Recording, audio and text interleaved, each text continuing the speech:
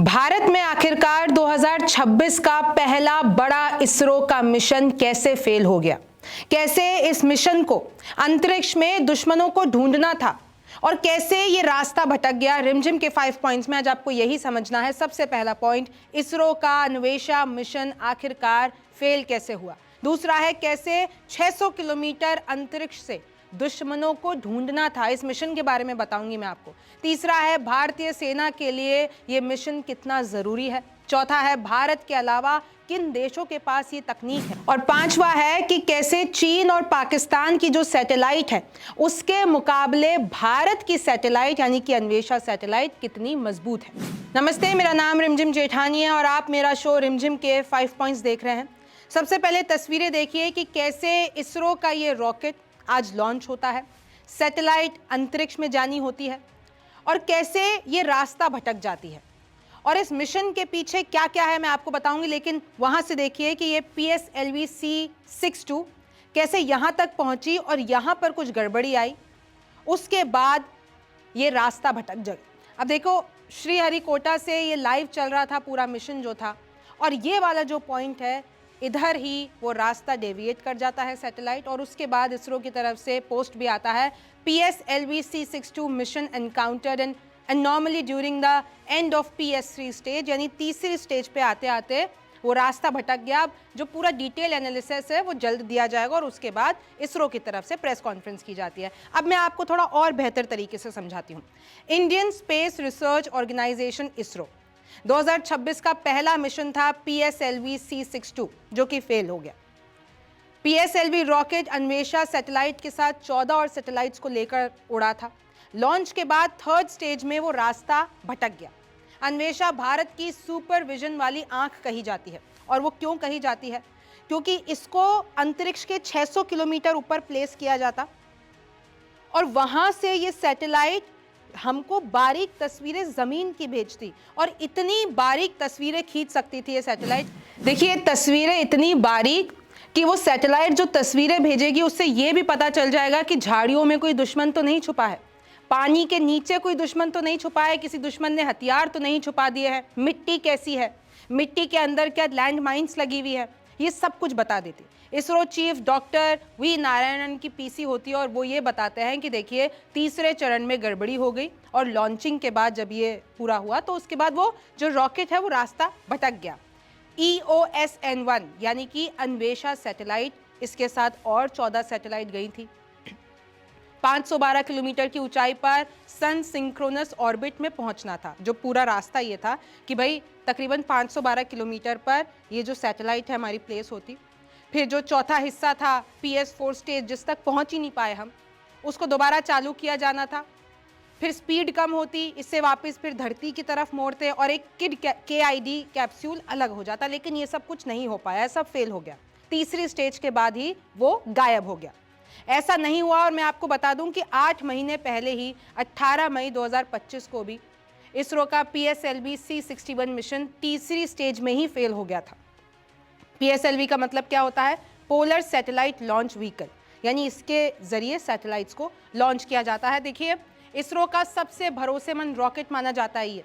अब तक 63 उड़ानें हो चुकी है, चाहे वो चंद्रयान 1 की हो, चाहे मंगलयान हो, चाहे आदित्य L1 हो, चाहे एस्ट्रोनेट प्रोजेक्ट हो, इन सब में PSLV ही था। 2017 में PSLV ने एक ही मिशन में 104 सैटेलाइट्स लॉन्च की करके वर्ल्ड रिकॉर्ड बनाया था। अब मैं आपको बताती हूँ कि कैसे 600 किलोमीटर अंतरिक्ष से हम दुश्मनों को इस सैटेलाइट को ढूंढना था। EOS-N1 यानी अन्वेषा जंगल और बंकरों में छिपे हुए दुश्मनों को ढूंढ लेता, ये ऐसी सैटेलाइट है। रक्षा अनुसंधान एवं विकास संगठन यानी DRDO ने इसको विकसित किया। अब मैं आपको बताती हूँ कि ये जो सैटेलाइट तस्वीरें भेजता वो इतनी उन्नत इमेजिंग की होती कि इसको एक खुफिया सैटेलाइट कहा जाता है। मकसद यह है कि सटीक निगरानी और मैपिंग करना।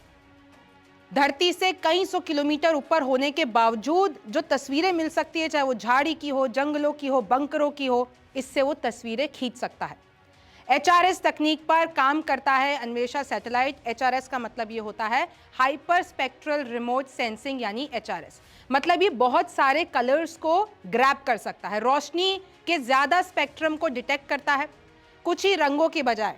ये 100 से ज़्यादा बारीक रंग पकड़ सकता है, तो इसलिए जो इमेज बनेगी वो बहुत ही सटीक बनेगी। इसको एक तरीके से आप स्कैनर मान लीजिए कि अलग तरीके की मिट्टी भी बता देगा, पौधे अलग हैं, इंसानी एक्टिविटी हो रही है, सब कुछ बता देगा। ये इतनी शार्प टेक्नोलॉजी होती है। अब आप देखिए कि कैसे चाहे जंगल हो, माइनिंग की निगरानी करना हो, ग्रीन हाउस गैसों के उत्सर्जन, क्योंकि देखिए सेना के लिए सबसे महत्वपूर्ण ये सैटेलाइट ये मिशन, क्योंकि सेनाओं के लिए एक सीक्रेट वेपन की तरह ही है। आपको सारी जानकारी पहले ही मिल जाएगी कि सेना का टैंक किसी इलाके से गुजर सकता है कि नहीं। HRS के जरिए उस इलाके की मिट्टी का टाइप डिटेक्ट हो जाएगा। कहीं रेगिस्तानी या चिपचिपी मिट्टी है तो वो पहले से बता देगा सैटेलाइट। किसी झाड़ी में दुश्मन सेना का कोई जवान छुपा है तो बता देगा। नदी के पानी के नीचे कोई हथियार छिपा है, HRS तकनीक इसका पता लगा सकती है। तो सोचिए सेना के लिए कितना महत्वपूर्ण हो जाता है। सेना के लिए सही रूट कौन सा है, दुश्मन सेना का फॉर्मेशन क्या है, सीमाई इलाकों में दुश्मन की मूवमेंट पर नजर रख सकता है। अब यही सैटेलाइट ऊपर जाती और इन सब पे नजर रखती, लेकिन अभी फिलहाल ये हमारी सैटेलाइट ऊपर नहीं जा पाई है। अब देखिए अब तक 6 देश इस तकनीक का इस्तेमाल कर चुके हैं, जिसको कहते हैं HYSIS सैटेलाइट। अमेरिका, चीन, जर्मनी, जापान, इटली और पाकिस्तान। अच्छा, हमने भी इसका ऑलरेडी इस्तेमाल कर रखा है, यानी कि भारत ने इस तकनीक को, भारत ने इससे पहले 29 नवंबर 2018 को पहली HRS लॉन्च की थी, लेकिन वो सिर्फ 55 स्पेक्ट्रिकल यानी 55 तरह की रंग पड़ सकती थी, और जो अभी हम भेज रहे थे उसकी क्षमता बहुत ज़्यादा थी।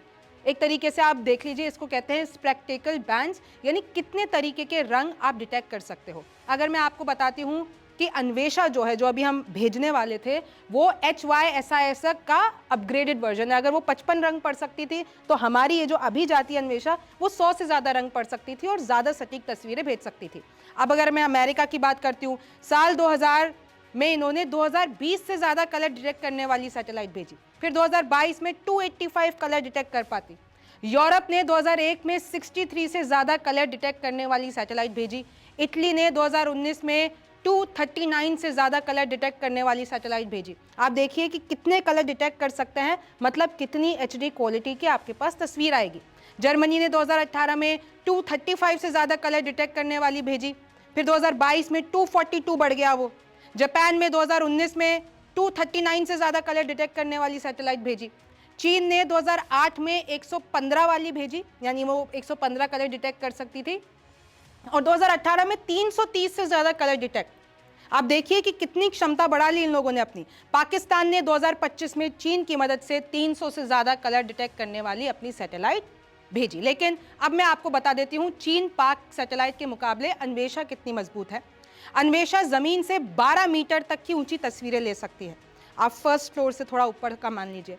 लेकिन जो पाकिस्तान की HS1 है, वो 30 से 100 मीटर की ही तस्वीरें ले सकती है, यानी जो भारत की अन्वेषा है वो और ज़्यादा नीचे तक देख सकती है, गाड़ियों तक देख सकती है। लेकिन देखिए इसमें अमेरिका का कोई मुकाबला नहीं है।